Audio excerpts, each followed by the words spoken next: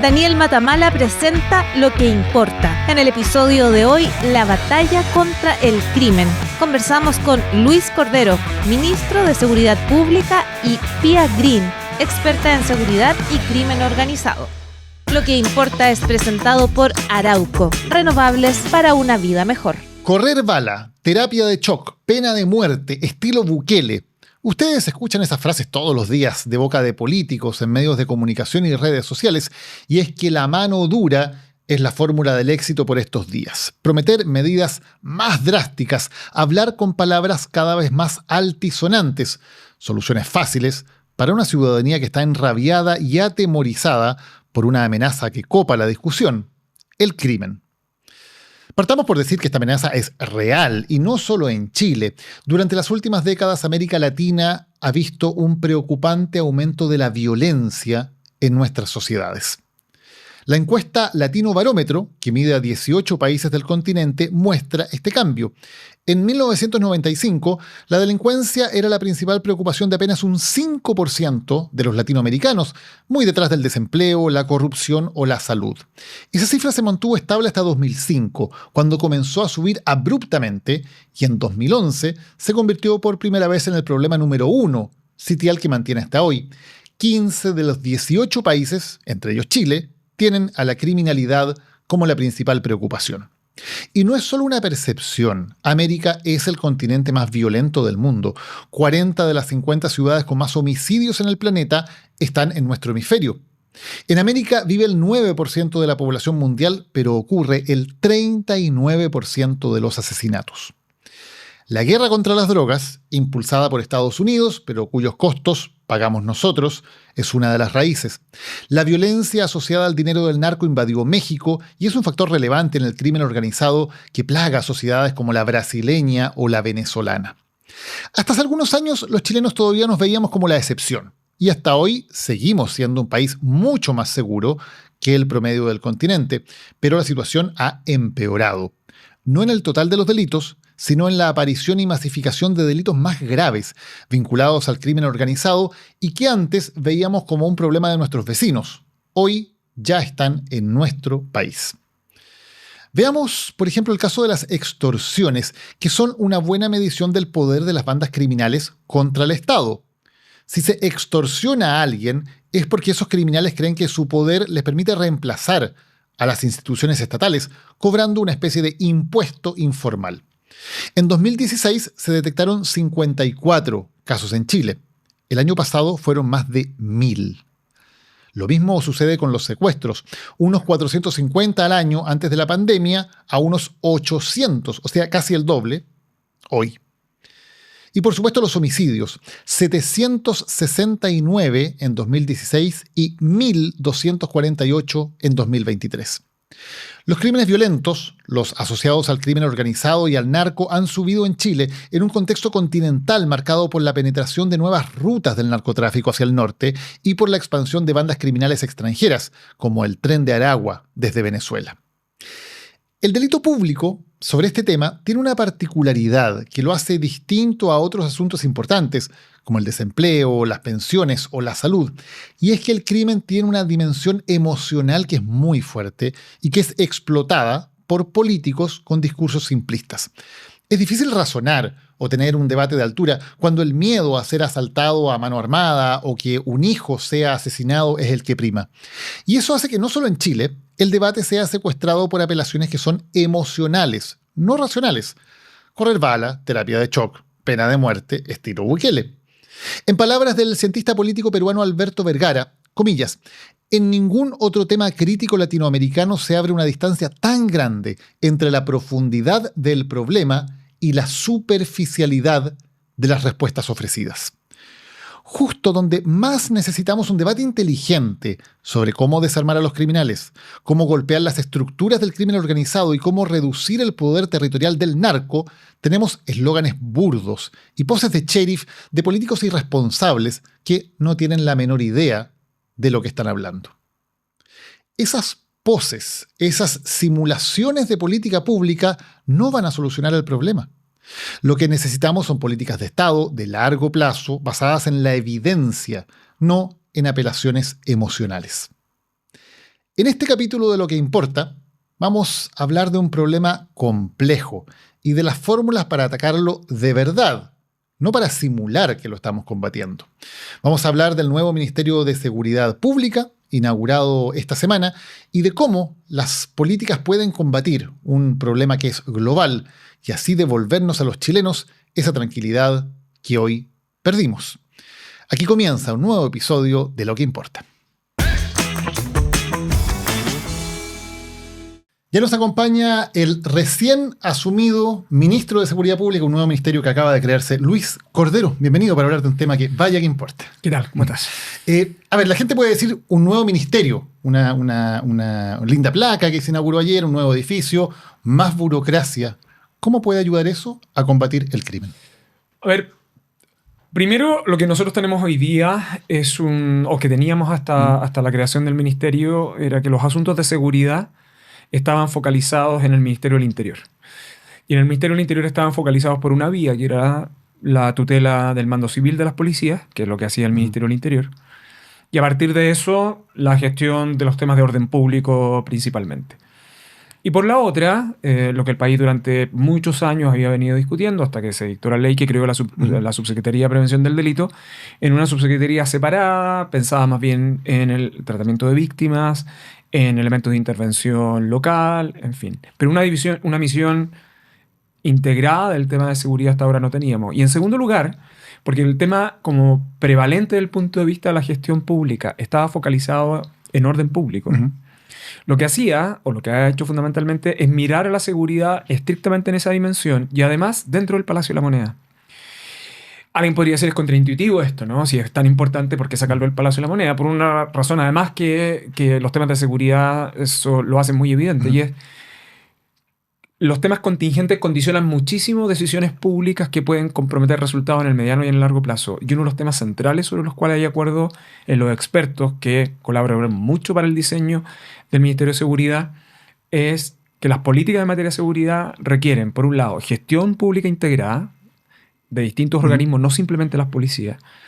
Y en segundo lugar, políticas públicas de intervención, tanto espacial como personal, que pueda anticipar o al menos ir disminuyendo las probabilidades del crimen. En un contexto yo creo que es un poquito mayor, que es que cuando hablamos de seguridad no solo estamos hablando de combatir criminalidad, hay un tema como derecho de tener una vida en paz y una vida tranquila. Hay una idea de sacar entonces de la contingencia política, de la discusión del día a día, las políticas de seguridad que son de largo plazo.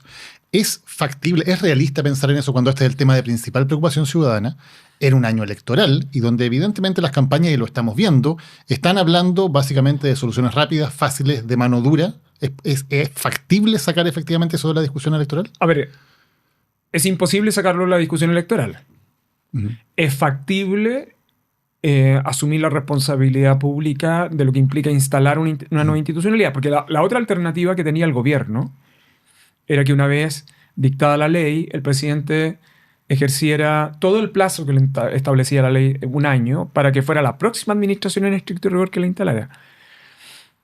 Y en verdad esa no es una decisión responsable, porque instalar la institucionalidad es clave para el éxito futuro, ¿no? O sea, yo creo que es conveniente tener claro que reformas de estas características, sus consecuencias y sus beneficios están en el mediano y en el largo plazo. Este ministerio, para decirlo en palabras simples, no va a bajar la delincuencia este año, por este ministerio. Lo que tiene que hacer es seguir administrando la gestión operativa y policial, si esa es la pregunta, que se venía desarrollando desde la Subsecretaría del Interior, que tiene un plan de trabajo para el año 2025 y cuya meta es también seguir reduciendo las cifras, por ejemplo, de homicidios durante este periodo.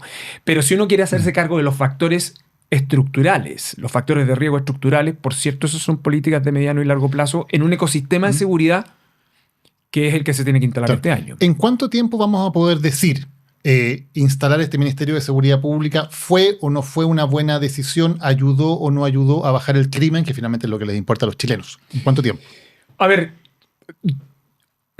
depende de la variable que uno utilice, ¿no? Un elemento que yo creo que sobre el cual podríamos estar de acuerdo es que Chile tiene que tratar de volver a sus tasas de homicidio cada 100.000 habitantes, que era 3.5 a cada 100.000 habitantes hace una década. Chile tuvo su pico en 6.7 y eso ha venido bajando.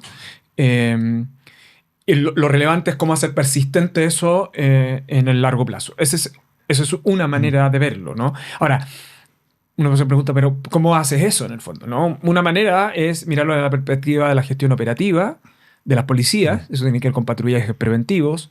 Otra es mirarla desde la perspectiva de la persecución penal, es decir, hacer más eficaz este vínculo entre policías y Ministerio Público para reducir las tasas de impunidad. Es decir, se comete un crimen y en consecuencia tú actúas rápidamente y eso disuade algún tipo de comportamiento. Y el tercero son reducir factores de riesgo. Y los factores de riesgo siempre son más costosos porque implican, por ejemplo, intervenir en espacios públicos, tomar medidas sobre políticas de educación, supone intervenir, en el caso de familias vulnerables, elementos que permitan sacar de la condición de riesgo a algunos niños o niñas que pueden estar en esa condición y que pueden iniciar trayectorias criminales. Entonces, lo que quiero decir con esto es que uno también tiene que tener cuidado en cuáles son sus metas. Si las metas son la reducción de homicidios, yo creo que Chile va a ver, con el trabajo que está haciendo, tanto en gestión operativa policial como en persecución penal, va a seguir reduciendo esas tasas y probablemente lo va a hacer con éxito, creo yo, porque además tenemos institucionalidad sólida para eso. Pero el tema en seguridad es un poco más que eso.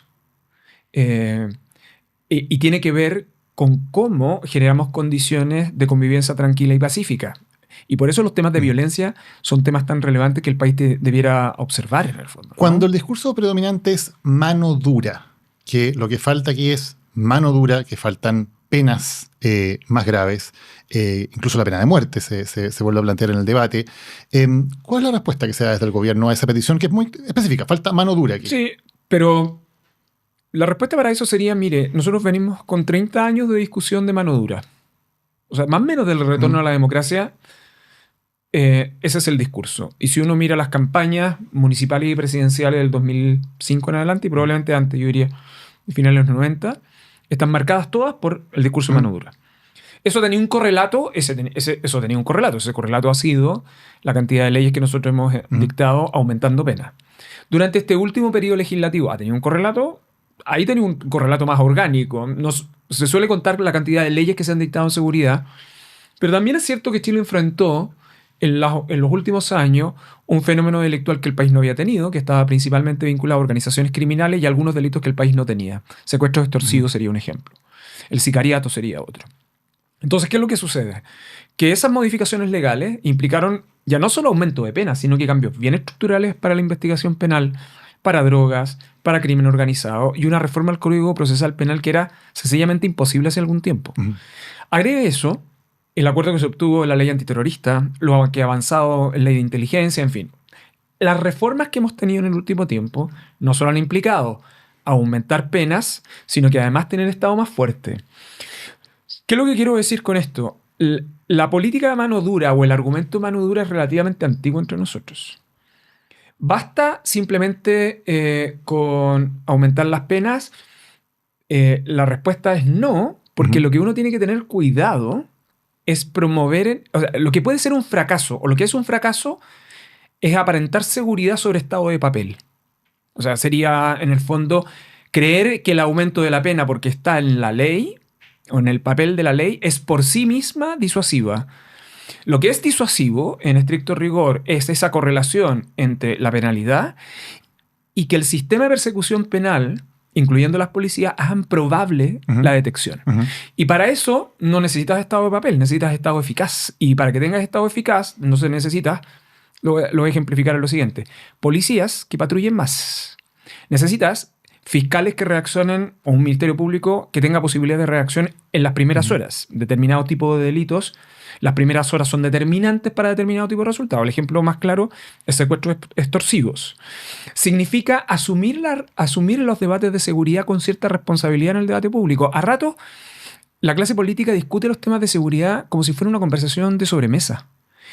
Y se cometen algunos errores como obligar o en una conversación cualquiera en la cual participa una persona pública donde se entregan antecedentes que forman parte de un operativo policial. O sea, hemos normalizado... ¿Por qué dice eso? Lo digo esencialmente porque en ocasiones la presión por tratar de responder a una reacción inmediata olvida por un momento que las investigaciones necesitan tiempos de silencio para lograr el resultado. ¿Y quién fue quien dio esos datos? No, o sea, suele, por ejemplo, cuando alguien... yo lo quiero ejemplificar con lo siguiente. Hace pocos días hubo un funcionario de la policía de investigaciones a propósito de una intervención en la cual él participó, que se encontraba sin chaleco antibalas. Aparece finalmente en la prensa bajo las condiciones en que él recibió el disparo. Y se dice, ahora apareció en la prensa, que era un agente revelador. Decir que ese funcionario era agente revelador, pero que a continuación se pusiera su nombre y apellido, en verdad lo que hacía era poner en riesgo no solo la forma en que actúa la policía, sino que además el riesgo del propio funcionario. No sé si me explico con esto. Entonces, en ocasiones queremos tener respuestas muy inmediatas sobre, mire, ha ocurrido este evento, pero la autoridad tiene que tener mucho cuidado qué información entrega en un momento donde está precisamente llevándose a cabo la comisión del delito. Sería el caso de los secuestros. Yo creo que en algún momento la entonces ministra del Interior, Carolina Toá, cometió un error en ese aspecto, ¿no? Y que ella tuvo que reconocer después. De hecho, la propia exministra Toá lo reconoció con posterioridad. Entonces, lo que quiero decir con esto es que si uno se quiere tomar en serio los temas de seguridad, también tiene que tomárselo en serio de la perspectiva de la responsabilidad pública. Hay muchas cosas que suceden que realizan las policías y que realizan los fiscales, o que realizan simplemente las policías, o que realizan agencias regulatorias del gobierno en el caso de flujos de dinero que no se conocen y es conveniente que no se conozcan. Hablemos de un par de temas que están relacionados inmediatamente. Por ejemplo, en la última semana hemos tenido casos muy, muy duros, en verdad, de crímenes que han sido protagonizados por menores de edad. El caso de este ciudadano francés que fue asesinado, o han sido víctimas también menores de edad. Baleo a un escolar en Lota, un colegio en Nacimiento también, un escolar asesinado, en la entrada de un liceo en La Calera. ¿Hay un problema en la ley de responsabilidad penal adolescente? ¿Hay que hacer que los adolescentes sean responsables desde antes y que sean responsables además, siendo todavía menores de edad, de una manera con penas mayores a las que hay hoy día? A ver, yo creo que lo que tenemos en materia... O sea, tenemos una participación de menores... ha ido aumentando la participación de menores en delitos.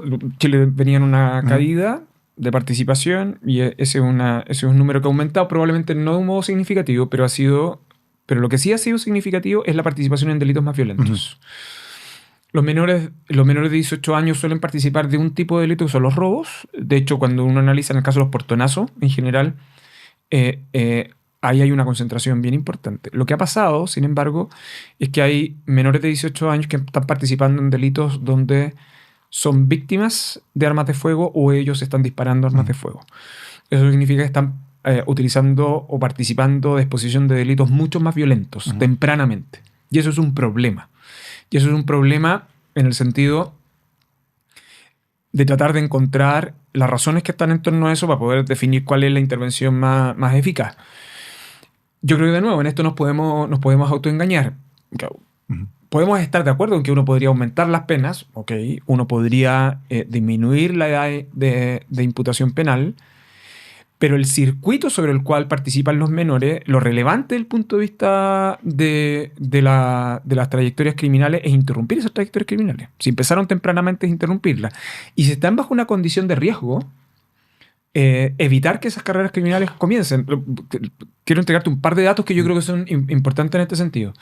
El primero, cuando uno analiza a las personas víctimas de homicidios, cuando hablamos de víctimas de homicidios son de muertes violentas, ¿no? Incluyendo aquella donde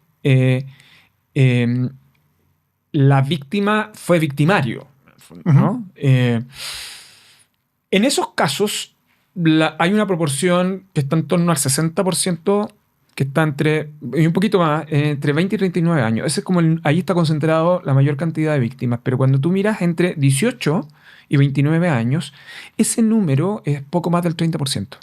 Cuando tú analizas las víctimas de homicidios que son menores de edad y analizas sus trayectorias de vida, lo que te vas a encontrar habitualmente es que son menores que comenzaron sus carreras delictuales tempranamente, que tuvieron algún tipo de intervención estatal, que no lograron adhesión por dos motivos, porque ellos no participaron activamente. Cuando son menores de edad, además tú requieres la participación activa de sus familias. Y la familia no logró adhesión y por lo tanto hay una crónica anunciada cuando incluyendo las posibilidades de intervención estatal sobre esos jóvenes, se hace imposible. Ya, o sea, es posible predecir un poco que hay jóvenes que están en altísimo riesgo de convertirse en delincuentes. El punto es qué está haciendo el Estado, porque bueno, también tuvimos un enorme debate sobre cómo reformábamos el Sename, salió finalmente una ley, hay una nueva institucionalidad, uno dice, bueno, ese debate ya lo hicimos por tantos años en Chile. Sí, pero ese es un debate que aborda a los jóvenes infractores de ley. Sí, claro. Y la pregunta genuinamente importante que estamos haciendo para evitar que se inicien esas carreras criminales, eso es lo relevante. Y hay un dato adicional que cuando uno mira la proporción de participación de las víctimas de homicidio, los datos del registro histórico del país, más o menos lo que demuestran es que más del 50% de quienes son víctimas de homicidio tienen condenas penales previas. Entonces, o sea, lo que quiero decir con esto es que hay una serie de indicios que está asociado a una relación en cómo comienzan las carreras criminales, cómo se desarrollan y cómo finalmente esas personas igualmente pueden ser víctimas de muertes violentas. Es que la pregunta que viene... El diagnóstico está claro. El punto es, bueno, ¿qué hacemos con ese diagnóstico que creo que lo tenemos claro hace tiempo? Ahí hay un punto. Porque en contextos de populismo, y además cuando tú gestionas la seguridad tratando de despertar las emociones más básicas de las personas, porque el tema seguridad, el tema que tiene es que descansa sobre un mecanismo que es un derecho de vitalidad. O sea, las personas solo pueden mirar hacia adelante si tienen garantizadas condiciones de seguridad. Si no, tienes que estar mirando permanente para el costado o para atrás. Y cuando no tienes seguridad, lo que hace es que entonces no puedes planificar tu futuro. Ese es el punto central que... Por eso es tan clave una sociedad ordenada, pacífica, tranquila, etc. El punto es que no siempre estamos de acuerdo en los diagnósticos. De hecho, mirar la perspectiva solo de la mano dura lo que hace es que suprime de la discusión pública los factores de riesgo. Entonces, yo creo que para tener un diagnóstico compartido tenemos que tener un criterio compartido que esos factores de riesgo son relevantes. De hecho, la ley que crea el Ministerio de Seguridad es explícito sobre este punto.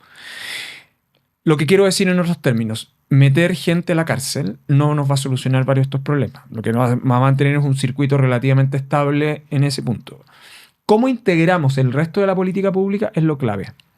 Y ahí tiene que ver con políticas de infancia, tiene que ver con educación, tiene que ver con desigualdad, tiene que ver con desigualdad no solo desde el punto de vista de ingresos, estamos hablando también de desigualdad desde el punto de vista de bienes públicos, ¿no? Cómo se distribuyen determinados bienes públicos. Y ahí parece que esos consensos no existen mucho. Una declaración de Evelyn Matei, por ejemplo, que es actualmente la más probable próxima presidenta de Chile, quien es la candidata mejor expectada, dice, Evelyn Matei, la ley del Ministerio de Seguridad es mala. Es malo el proyecto que están haciendo en materia de seguridad municipal. Es pésimo el proyecto, pero pésimo, pésimo. La ley de inteligencia es mala también. Y le dice a usted directamente que ojalá el nuevo ministro endurezca la mano con los menores de edad. ¿Qué le respondería? Primero, a mí me sorprendieron esas declaraciones de ella. Porque hay una cosa que ha logrado la agenda de seguridad, es un consenso relativamente transversal. El Ministerio de Seguridad es una iniciativa que nace de la administración del presidente Lagos, eso ya como 18 años, pero el proyecto que se aprobó, el proyecto presentado es un mensaje presidencial del presidente Piñera en su segunda administración, al cual la administración del presidente Boric realizó indicaciones, que logró un abrumador consenso en el Congreso, tanto en la Cámara como en el Senado. No sé, yo solo simplemente por recordar a algunos parlamentarios que fueron líderes en esta discusión y que fueron claves para ese consenso, ¿no? El diputado Chalper, el diputado Lonton, la bancada, la UDI en general, muy activa en este punto. En el Senado fue muy importante ¿Qué le parece que su candidata, que es el materia que la ley es mala? No sé, yo tengo la impresión de que lo que probablemente ella no tiene es toda la información. Lo que pueden existir son discrepancias sobre algunas reglas. Por ejemplo, una discrepancia que fue transversal es cómo se distribuye la competencia a nivel regional. A mí me parece que es una discusión que es legítima. De hecho, tan legítima es que llegó a la comisión mixta, pero cuando se logró el acuerdo, tuvo abrumadora cantidad de votos en la Cámara del Senado. Claro, pero hace 18 años de trámite para llegar a una ley que está implementándose hoy día. Ayer se empezó a hacer el ministerio. Y ya quienes son los más próximos nuevos gobernantes dicen que la ley es mala. Entonces, ¿cómo vamos a avanzar así? Está bien, es que yo creo que ese es uno de los problemas centrales. Cuando además el objetivo de esta ley es tener una política pública permanente. Yo creo que lo relevante para la administración que viene, cualquiera sea esta, es que tenga la posibilidad de que su primer día pueda gestionar seguridad desde una institucionalidad ya instalada con sus instrumentos de gestión esenciales. Pero además, quiero dar un segundo antecedente. Fíjate, una de las cosas que costó muchísimo avanzar, además costó mucho que saliera la ley antiterrorista, finalmente se logró ese consenso. Es en la ley de inteligencia. Y la ley de inteligencia estuvo prácticamente en la Cámara de Diputados cerca de 6 años. Y yo te diría que los 2 últimos presidentes de la Comisión de Defensa, a mí me tocó tramitar en esta última parte cuando llegué a la Subsecretaría del Interior a tramitar ese proyecto de ley. Perdón, Eli Matei dice, la ley de inteligencia es mala también. Que sobre este punto, el diputado Undurraga, que presidió esa comisión primero, y luego la diputada Camila Flores, en una comisión integrada en términos de transversalidad, desde la diputada Carmen Hertz hasta el diputado Johannes Kaiser. Yo te diría que no creo que no me equivoco si digo que aproximadamente el 80% de las normas de ese proyecto de ley se aprobaron de modo unánime.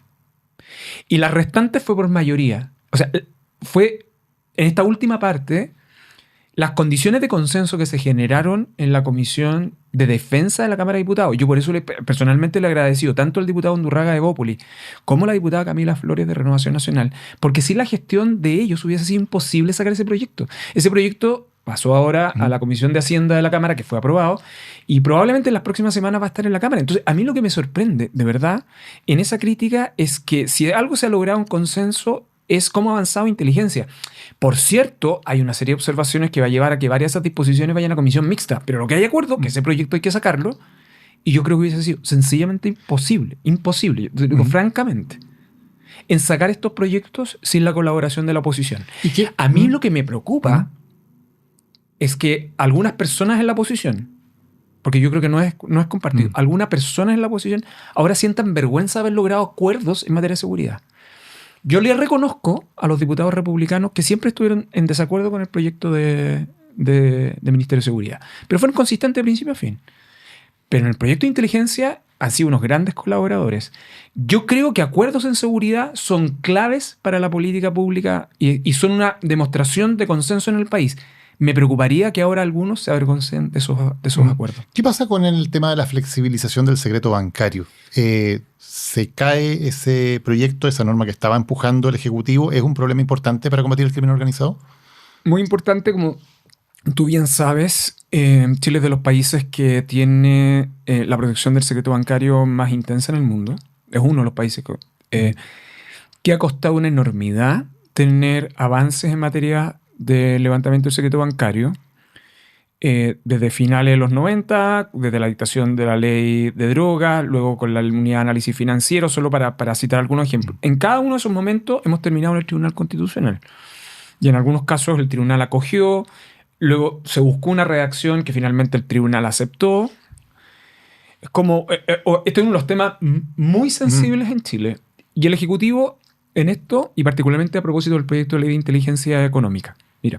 Perdón, ¿por qué uno de los temas más sensibles? Porque en otros temas que tienen que ver con libertades individuales o derechos no es tan difícil, como implantar, por ejemplo, los controles de identidad aleatorios. Bueno, parece eso es súper fácil. ¿Por qué el tema del secreto bancario es tan difícil? A mí es una de las cosas que me sigue sorprendiendo. Y de hecho, a mí me sigue sorprendiendo tanto que en un momento determinado, cuando el Tribunal Constitucional acogió uno de los requerimientos, dijo que el secreto bancario es la proyección de la dignidad de la persona humana. Y yo cuando llegamos a un argumento así, es como absurdo, ¿no?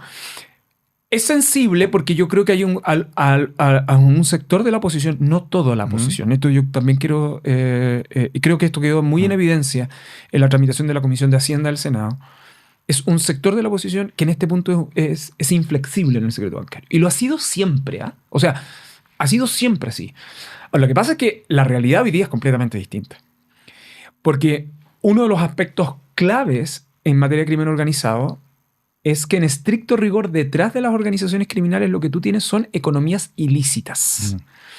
Y las economías ilícitas lo que hacen es que provocan un problema de seguridad porque como actúan al margen del derecho ocupan la violencia y esto es tan relevante para drogas en toda su magnitud con indiferencia del problema de salud pública. Esto vale para la marihuana como para las sintéticas como para la cocaína.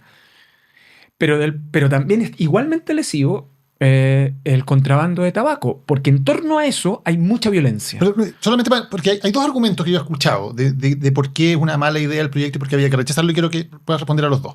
El primero es una ingenuidad suponer que aquí a los narcotraficantes, organizaciones criminales, las vamos a perseguir con sus cartolas bancarias, porque son grupos ilegales que operan fuera de la ley y por lo tanto no sirve para eso. Eso es un argumento. Ya, esa es la respuesta para eso. Es que toda la evidencia demuestra, en todo el mundo, primero creer que el crimen organizado son solo los narcotraficantes es un error de marca mayor.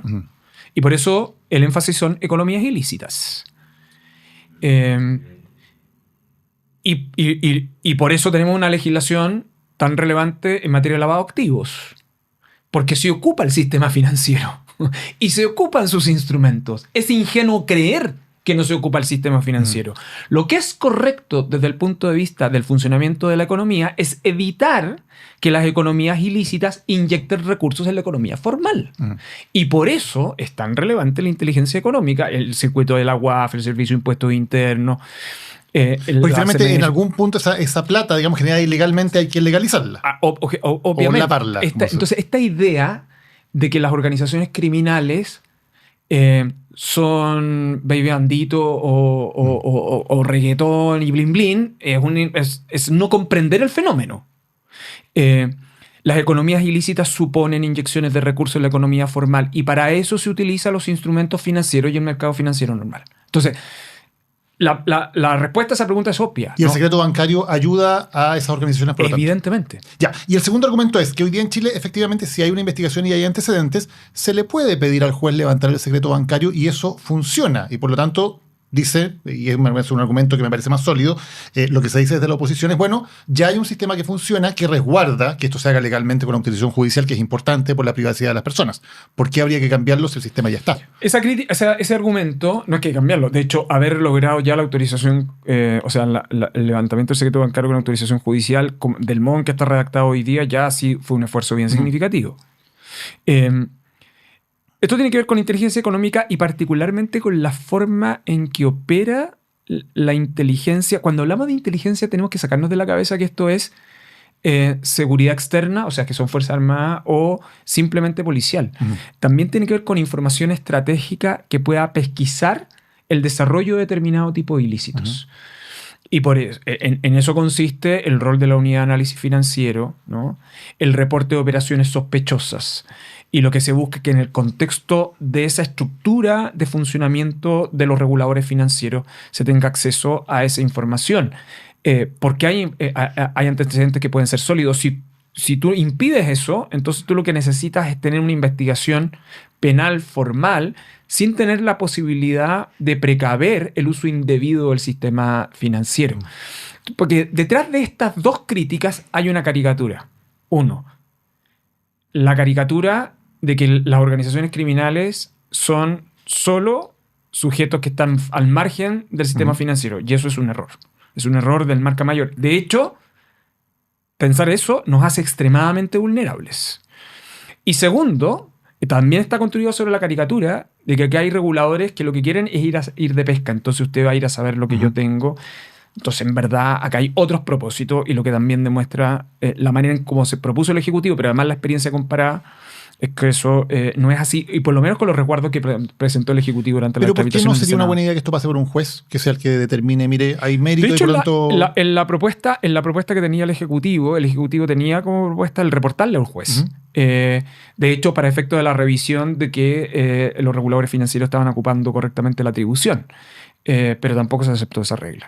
Ahora, yo vuelvo a insistir, en este punto no es que la oposición tenga una posición cerrada, homogénea.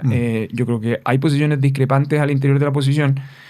Hay alguna que entiende bien los riesgos que tiene no ampliar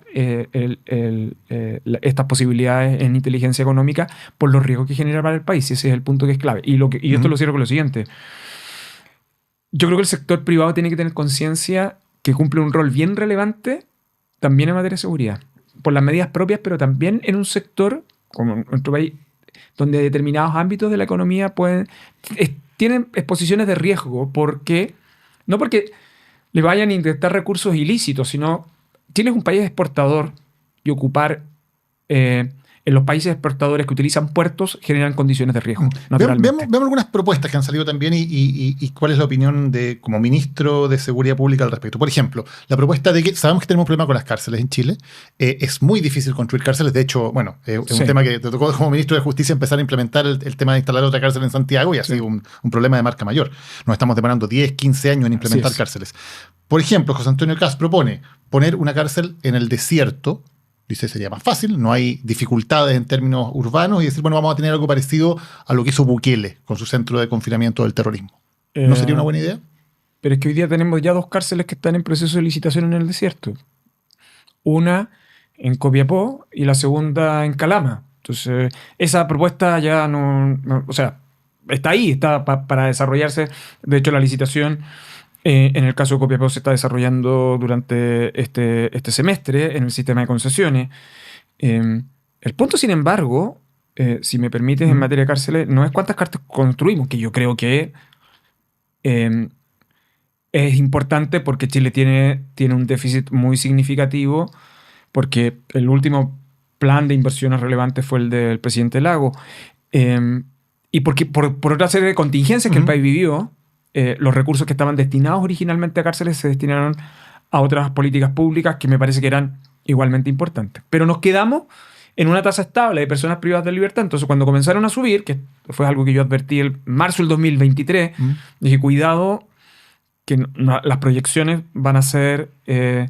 vamos a estar en torno a las 60.000. Hoy día tenemos ya 60.000 personas privadas de libertad para capacidad 42.000, 43.000 personas en el sistema penitenciario, y además porque el sistema penitenciario congestionado es un riesgo de contagio criminógeno, un riesgo de seguridad dentro de los establecimientos y hacia afuera. Dicho esto, lo que el país tiene como desafío, además de construir más metros cuadrados de cárcel, que es lo que está el gobierno ya lo anunció y está la inversión ocupando solo el sistema de concesiones, es que nosotros tenemos que tener una administración eficiente de cada metro cuadrado de cárcel. Porque no basta simplemente construir cárceles, sino que, dado determinado perfil de criminalidad, nosotros necesitamos segregar mejor. Claro, la pregunta es finalmente cómo se hace también para que, y creo que es lo que está detrás de alguna manera esta especie de admiración por lo que muestra Bukele, porque no es que la realidad de las cárceles sea ese, pero lo que propagandísticamente muestra Bukele, que es un Estado que sí tiene el control de la cárcel y sí tiene el control de los presos que están en esa cárcel. Claro, lo que ¿Cómo se hace para que realmente tengamos eso en un ambiente en donde tenemos crimen organizado transnacional, que lo hemos visto, lo que ocurre en Brasil, lo que ocurre dentro de otros países, que lo que hacen es que usan las cárceles como centro de funcionamiento y a partir de ahí infiltran la sociedad, incluso desde las cárceles? Bueno, lo que pasa es que ahí la historia es un poquito más larga, porque las políticas de encarcelamiento masivo, lo que provocaron en América Latina fueron cárceles congestionadas, que a su vez lo que hicieron es que validaron a determinados grupos criminales dentro de la cárcel que utilizaron la reivindicación de sus condiciones internas como una reivindicación política y que al final les permitió organizar crímenes a partir de su localización en la cárcel. ¿Qué es lo que pasó en Brasil, esencialmente?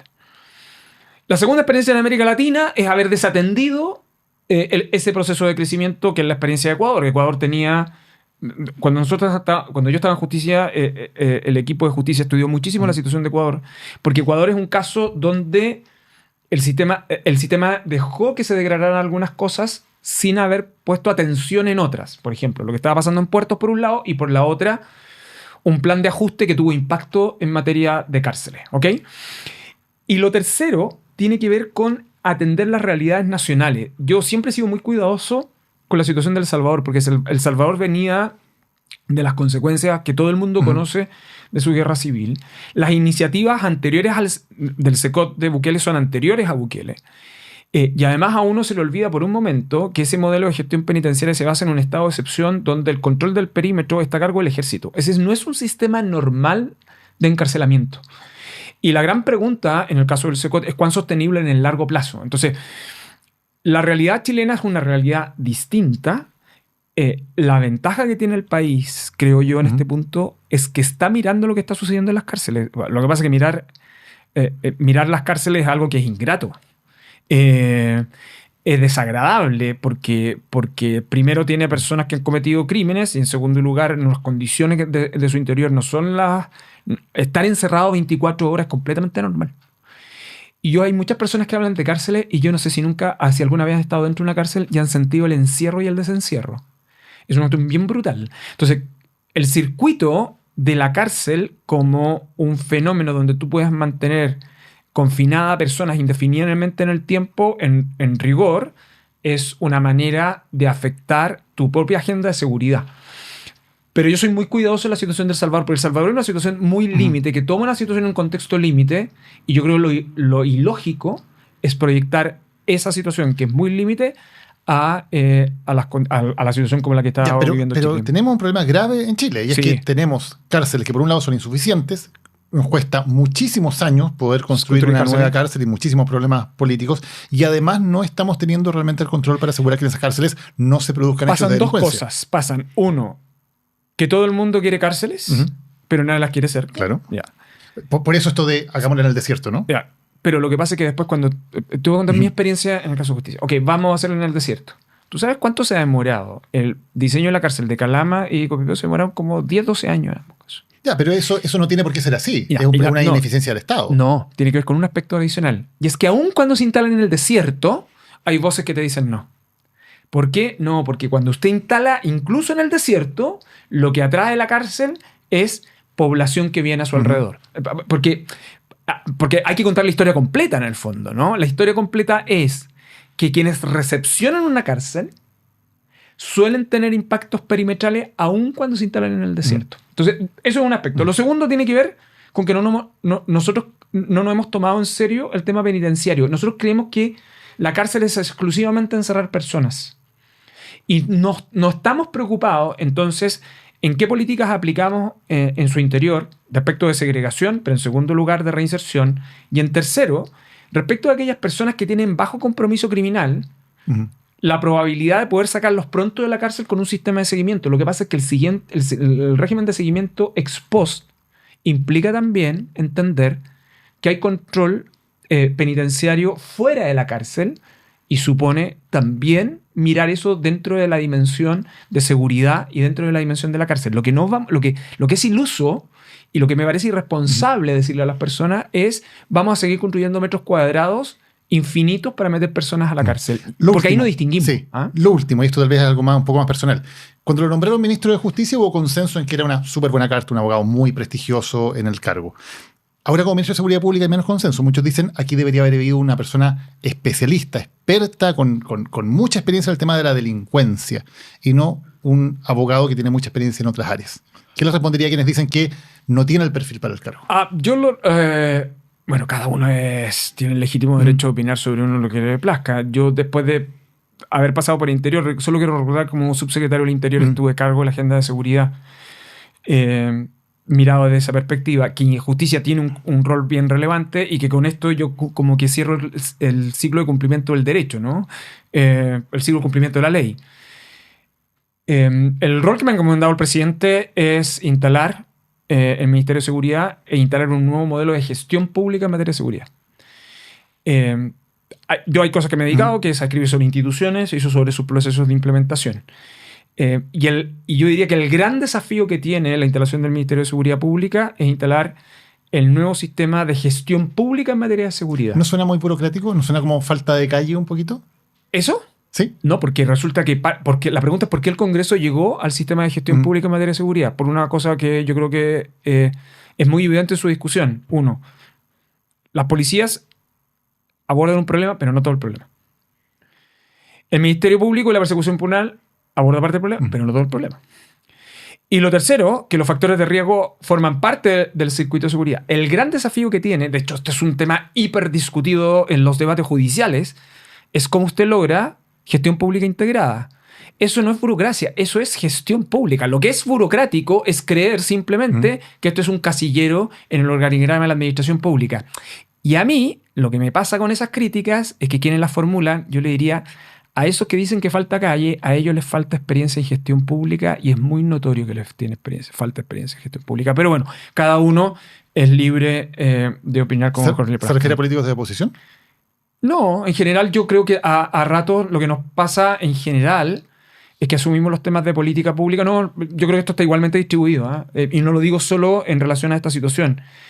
Es creer que la gestión pública es que opera sobre la especie de arte de magia, en el fondo, ¿no? El 50% del éxito de una reforma institucional depende de su aprobación legal y el 50% de su implementación. El ministro de Seguridad y su subsecretario no sustituyen a las policías. Y creer que la seguridad es exclusivamente responsabilidad de las autoridades políticas y no del sistema en su globalidad también es parte de la ingenuidad. Lo que uno debiera decir es entonces cuál es el modelo de gestión pública que tenemos hacia adelante, y en eso es lo que nos debiéramos preocupar. ¿Por qué? Porque lo que peor podría suceder es que nosotros creyéramos que la seguridad es estado de papel, y estado de papel es solo aprobar leyes y no preocuparse de la gestión. Luis Cordero, nuevo ministro de Seguridad Pública, gracias por habernos acompañado hoy hablando de un tema que importa. Muchas gracias. Lo bueno de ser renovables es que Arauco ayuda a cuidar y proteger lo que importa. Te invitamos a conocer los animales que habitan en sus ecosistemas en el podcast Voces del Bosque, donde destacados actores y actrices nacionales te invitan a conservar el presente para poder construir el futuro. Arauco, renovables para una vida mejor. Nuestra siguiente invitada tiene una larga experiencia en temas de seguridad. Entre otros muchos cargos, fue jefa de la División de Estudios del Ministerio de Interior y Seguridad Pública durante el gobierno del expresidente Piñera. Pía Green, muchas gracias por acompañarnos hoy. Hola Daniel, muchas gracias por la invitación.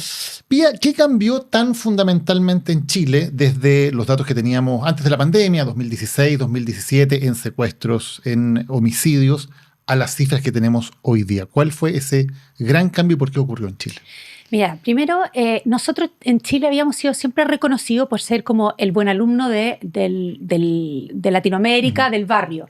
Y era principalmente porque nosotros en Chile teníamos mucho delito contra la propiedad. Entonces, tú tenías un hurto, a ti te podían robar el celular, tenías robo de y desde vehículo, entre otras cosas. Eso ha ido cambiando, pero ha sido muy lentamente, pero después de la pandemia se notó mucho más porque los delitos violentos, que son los contra las personas, fueron los que fueron subiendo. Y no solamente fue que fueron subiendo estos delitos, sino que además se fueron agregando otros delitos que antes eran o incipientes o inexistentes, como el secuestro, la extorsión, la trata de personas, tráfico ilícito de migrantes, que son delitos de crimen organizado, pero además que la morfología de ciertos delitos que nosotros teníamos, como el homicidio, fue cambiando. ¿Por qué se produjo ese cambio? Ese cambio se produce porque, por diversas razones, pero la pandemia tuvo que ver ciertamente en algunas cosas, pero principalmente porque las economías criminales han ido evolucionando, se van diversificando y la criminalidad va avanzando y va evolucionando. Tiene que ver también con el hecho de que últimamente, en los últimos años, hemos tenido una inmigración desordenada y ilegal. Acá yo tengo siempre mucho cuidado en decir, no hay que relacionar nunca la inmigración con delincuencia, pero cuando uno tiene una inmigración que es desordenada, que entra mucha gente ilegalmente, entra personas de todo tipo y dentro de ellas entran nuevas formas criminales. Dos conceptos súper importantes para que los separemos y los hablemos por separado. Primero, esto de las economías criminales. Lo decía también recién el ministro Cordero, que hablaba también de esto de las economías ilegales. ¿Por qué hablamos de economías criminales y por qué es importante esa tipología? Porque ya no es solamente un delito el que se está cometiendo. No es solamente hoy día ya voy a robar un auto, sino que detrás del robo de auto, por ejemplo, te lo voy a plantear en un ejemplo. Cuando fue la pandemia, empezaron mucho los robos de auto en la vía pública, que se llama Bien Nacional de Uso Público. Tú dejabas tu auto y te lo robaban. Y eso empezó a crecer exponencialmente. Eso no era simplemente porque había gente que se había dedicado ahora a robar porque había menos gente en la calle. Eso era porque al cerrar las fronteras, las importaciones empezaron a ser mucho menores.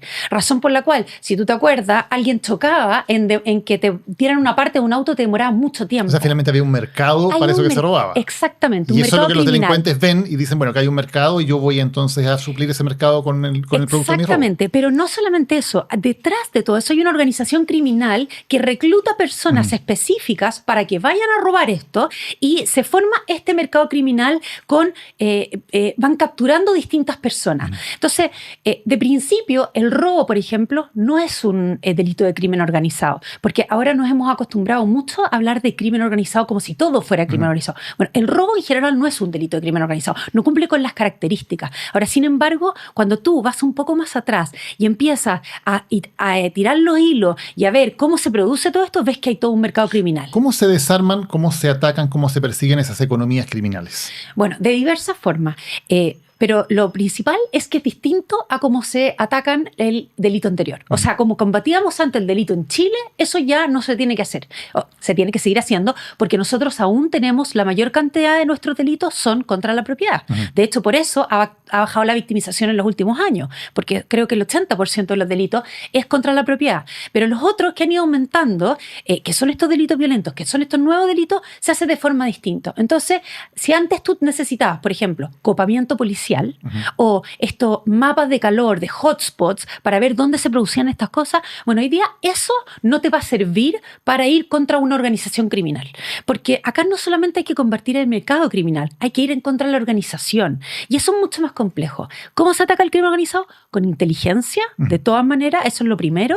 Después, con coordinación. Y eso es lo principal que nosotros acá en Chile nos falta y que era una oportunidad, o es una oportunidad con el Ministerio de Seguridad. A mí personalmente no creo que le faltaron cosas al Ministerio de Seguridad, pero es una oportunidad ahora porque la disgregación de hoy día de la información que nosotros tenemos, no solamente en inteligencia, sino de coordinación y articulación entre las instituciones a cargo de la seguridad es muy grande. ¿Y qué es lo que le falta a este nuevo ministerio para efectivamente poder atacar de buena forma estos problemas de coordinación y de inteligencia? Bueno, lo primero es que hay que rescatar las cosas buenas. Yo creo que es una buena noticia que haya un Ministerio de Seguridad. Hay personas que decían que no era necesario, yo creo que sí. Yo creo que el mundo, la experiencia internacional ha demostrado que tener un ministerio que junta dos cosas tan relevantes como la política con la parte de seguridad no llega a ninguna parte porque no terminas haciendo ni bien ni una ni la otra. Y la seguridad, nosotros en Chile ya hemos evolucionado suficiente como para saber que ya no es un tema político,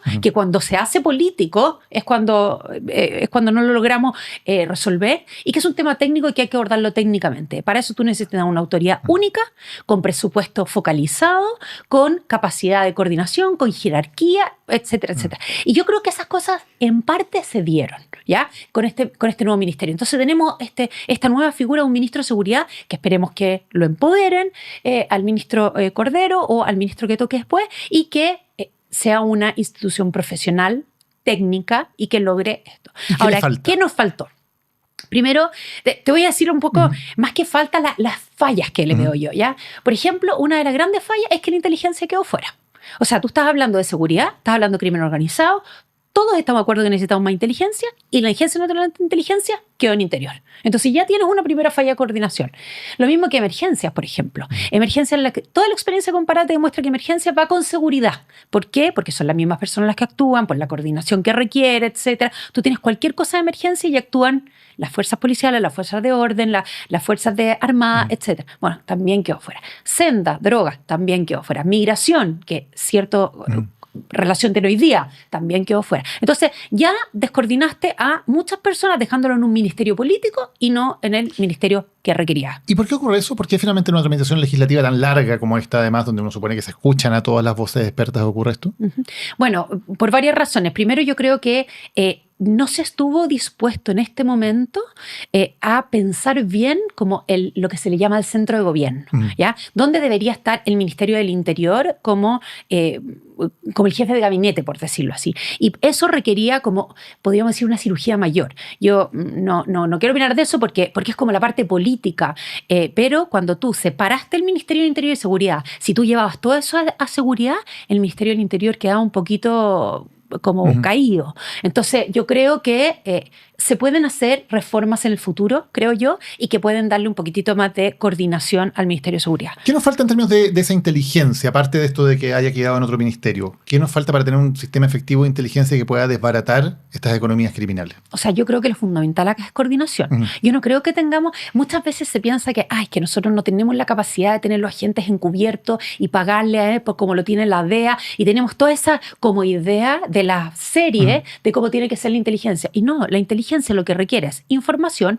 que nosotros la tenemos muy desagregada. O sea, hay buena inteligencia en nuestro país. Eso hay que decirlo. Las Fuerzas Armadas tienen buena inteligencia, las policías tienen buena inteligencia, aduanas, ni hablar, gendarmería. La mejor inteligencia está en gendarmería. Ellos conviven con las organizaciones criminales. Servicio de Impuestos Internos hoy día.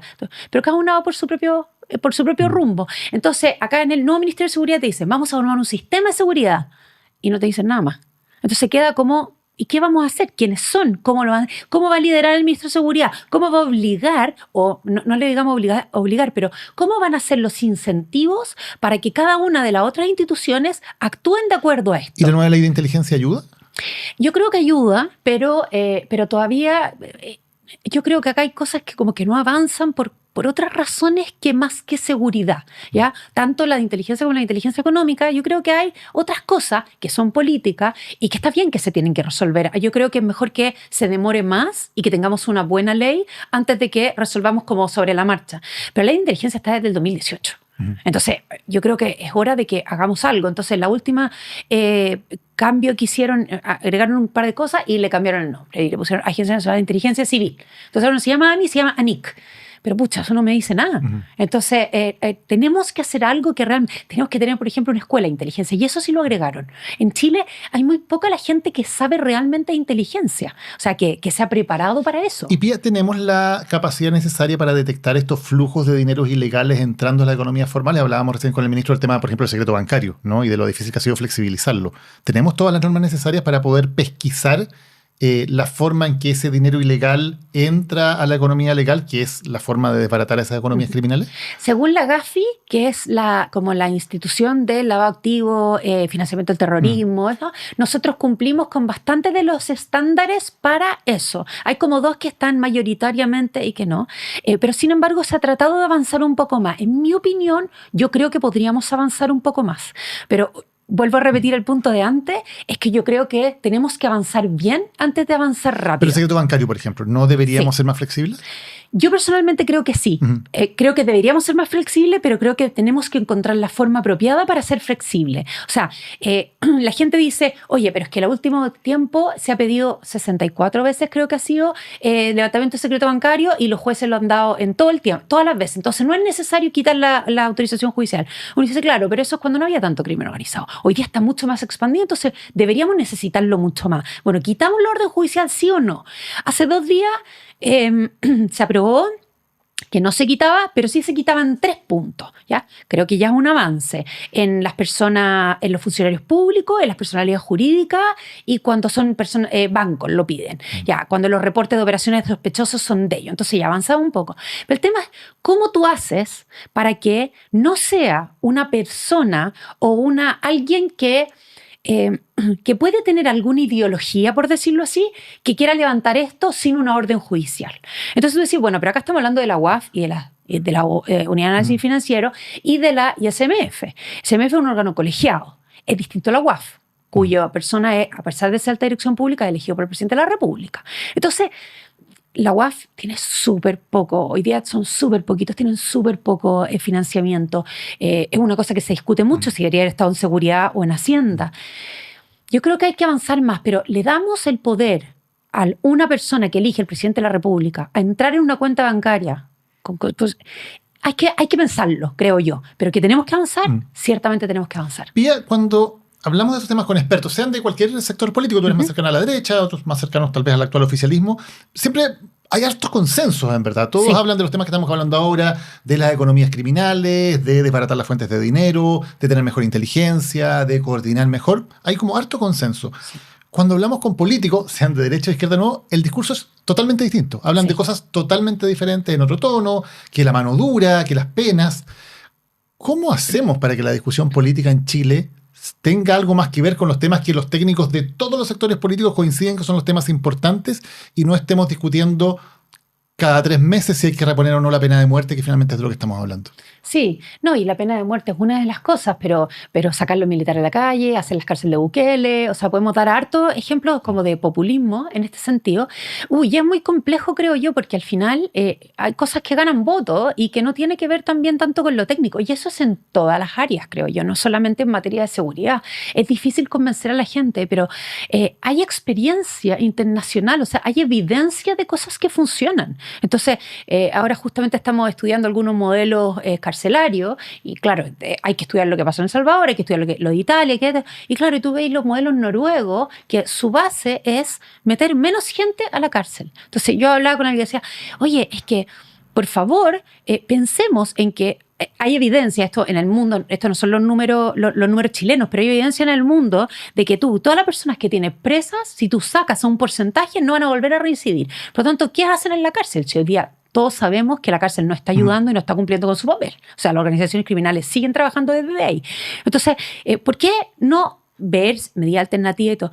Y yo he hablado con políticos, y me ha tocado trabajar con políticos, y me dicen, ¿en qué mundo crees tú que le vamos a decir a la población que hoy día saquemos gente a la cárcel? ¿Por qué? Y le digo, es que es evidente. O sea, hoy día bajemos la edad de pena adolescente, y tú metes un niño de 14 años hoy día a las cárceles de Chile, y su única opción, no voy a decir la única, por supuesto, porque tienen libertad de elegir, pero va a terminar en una organización criminal y va a aumentar su contacto criminógeno. Entonces, uno trata de hablar, yo creo que hay muchos políticos que se asesoran bien, pero a la hora de los votos, la cosa no es mi área específica de estudio, pero yo creo que la cosa funciona distinto. O sea, los políticos lo que dicen, saben que lo que están diciendo no sirve.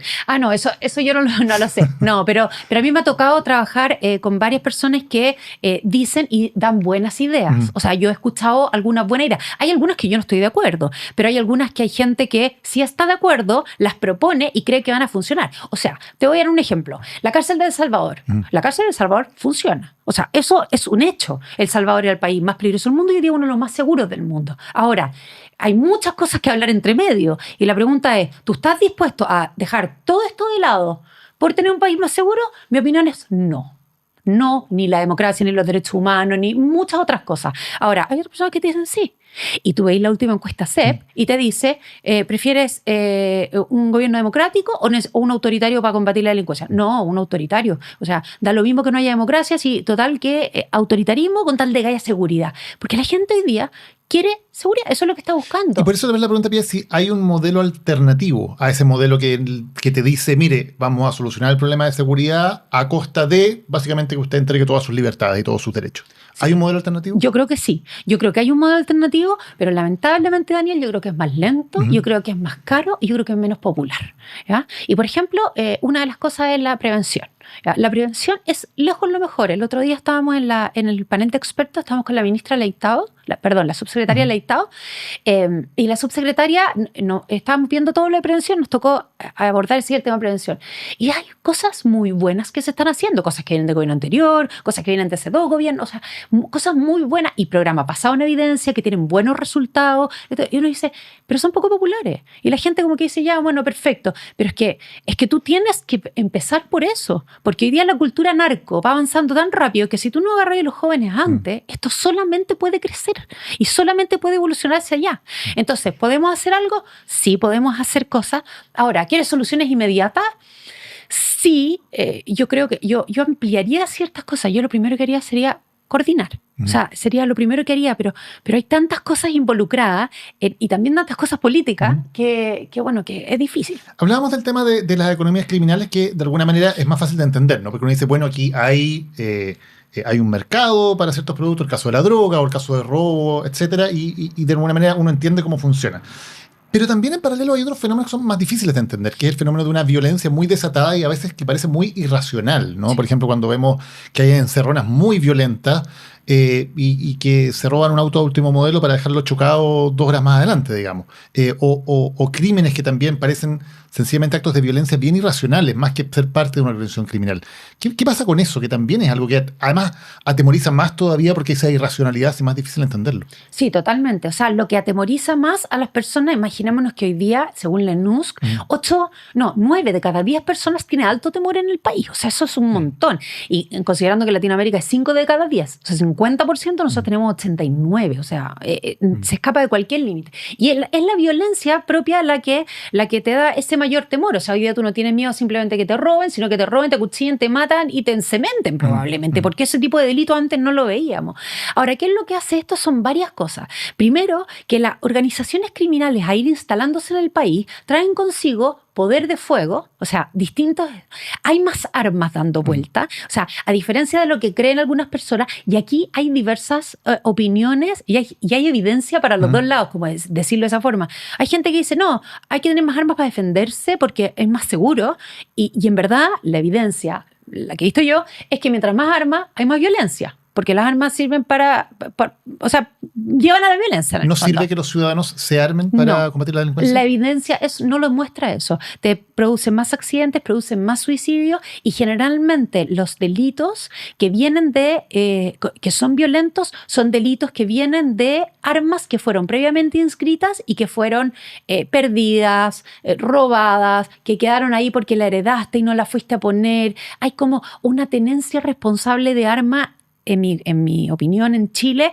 que no es tan dura hoy día. O sea, adquirir un arma no es fácil en Chile en comparación con otros países. Nuestra legislación es bastante dura.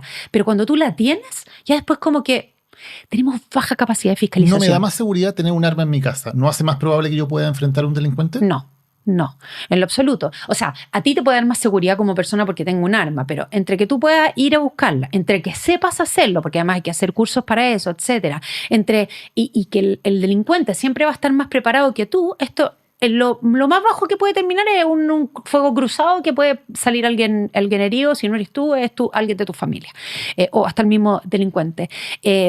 Más armas siempre va a conllevar más violencia. Y esta violencia como que se ha ido gestando dentro del país para poder ir subiendo no solamente en organizaciones criminales, sino también otros delitos. Porque esta narcocultura que se va armando va llevando consigo como estatus, ¿ya? Y poder. Entonces, las fotos, los mausoleos, las cosas que uno ostenta, todas esas cosas, ahora los jóvenes, tener un arma es un símbolo de poder. Entonces, hoy día, ¿por qué voy a cometer un delito así nomás si puedo tener un arma y puedo ser mucho más violento? Y esto también tiene que ver, aunque no hay evidencia suficiente también, pero yo me atrevo a decirlo por ahora, es el aumento de la droga sintética. Porque la droga sintética, una de las cosas que hace es como quitar inhibiciones. Entonces, antes, yo tengo niños chicos, niñas chicas, entonces iba en el auto y decía, bueno, a mí no me van a robar el auto porque ando con mis hijas. Es distinto robar un auto que un secuestro. Hoy día se llevan a los niños y, no sé, los dejan más allá o qué sé yo. Entonces, uno hoy día, la inhibición hacia el aumento del crimen es mucho menor. Y eso, desde mi punto de vista, tiene que ver también con el aumento del consumo de drogas sintéticas que hay en el país. Hablábamos también de la inmigración ilegal. Hacías tú el punto de que la inmigración ilegal, la inmigración descontrolada, es un problema que tiene que ver con la delincuencia. ¿Cómo lo estamos haciendo? Ya, ocurrió eso, sabemos que hubo un ingreso muy fuerte de personas ilegalmente a Chile. ¿Eso está más controlado ahora? ¿Y cómo enfrentamos ese problema? El tema de la inmigración ilegal es bastante complejo porque desde mi punto de vista una buena política pública es pedir a las Fuerzas Armadas que nos ayuden en eso. No porque tengamos... En la frontera. En la frontera. No poner militares en la frontera, por supuesto que no, porque eso ya sería como casi un acto de guerra, pero sí poder ayudar. O sea, yo creo que las Fuerzas Armadas pueden cumplir un rol aportando en materia de seguridad. No así que estén en la calle combatiendo la delincuencia. Son dos cosas distintas desde mi punto de vista. Y yo creo que el hecho de que hayan aportado, han ayudado y esto ha sido un poquitito que han avanzado un poco en controlar este gran flujo. Ahora, yo creo que es muy difícil. O sea, es cosa mirar la frontera, es cosa estar ahí en Colchane y ver cómo la situación pasa nomás. O sea, tendríamos que realmente poner una reja, un muro, una zanja o cualquiera de esas cosas porque Chile es una planicie tan grande que es muy complejo de realizarlo.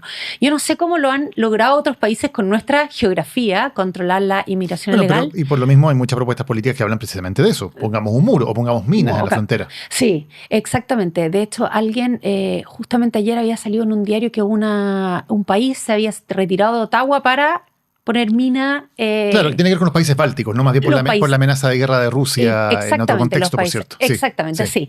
Entonces, hay gente que dice incluso eso, pero eso es, desde mi punto de vista, es poner más violencia. Y yo creo que acá necesitamos, nuevamente vuelvo, parece como disco rayado, pero coordinación con todas las instituciones, o sea, acá aduana, esto. A mí me tocó recorrer la frontera norte, toda el lado marítimo y todos los aeropuertos y ver la falta de coordinación que habían para la entrada y salida de cosas, de cómo pueden venir los barcos y cómo la DGAC con la aduana no estaba coordinada. Es muy complejo porque realmente El punto es que nosotros como país todavía no hemos visto que, mira, tenemos este es nuestro norte y tenemos que buscar un objetivo común. Y eso es lo que hablaba un poco el ministro de Seguridad. Tiene que decir, mira, ¿cómo voy a alinear los incentivos para que todos nosotros vayamos a este objetivo común? Porque aduanas te va a decir, oye, pues si yo no estoy a cargo de eso, a mí la seguridad no es mi tema. Es como la violencia escolar. Vaya al Ministerio de Educación a decirle eso y dice, oye, pero si mi tema es otro. Yo le digo, ya, pero los delitos que están, las faltas que ocurren hoy día en el colegio, mañana son delitos. Sí, pero yo quiero que los niños estudien. Y yo, bueno, pero coordinémonos. Y esa coordinación no existe. Y lo otro es que yo creo que falta tecnología. O sea, yo creo que tenemos que avanzar hacia la tecnología. Los países que yo creo que han avanzado un poquito mejor, un poquito de esto, hoy día tenemos que apoyarnos mucho más en inteligencia artificial, en tecnología, porque o si no vamos a llegar a esa misma propuesta de minar y bueno, con las consecuencias que eso puede traer. Pia Green, muchas gracias por habernos acompañado hoy hablando de un tema que importa. Muchas gracias a ti, Daniel, por la invitación. Bueno, muchas gracias por habernos acompañado en esta edición de Lo que Importa, donde hemos hablado del tema más relevante para la ciudadanía en Chile, la criminalidad, y esperamos haber dado mejores perspectivas para un análisis que va más allá de las cuñas que escuchamos cada día a los políticos. Si te gustó este programa, si te gustaron los anteriores, este es ya el tercer capítulo de nuestra segunda temporada, echa a correr la voz para que seamos más en las comunidades que estamos construyendo, especialmente a través de YouTube y de Spotify y también en mi Instagram personal. Y te esperamos, por cierto, la próxima semana para analizar en profundidad, más allá de los eslóganes, algún tema que importa. Lo que importa es presentado por Arauco, renovables para una vida mejor.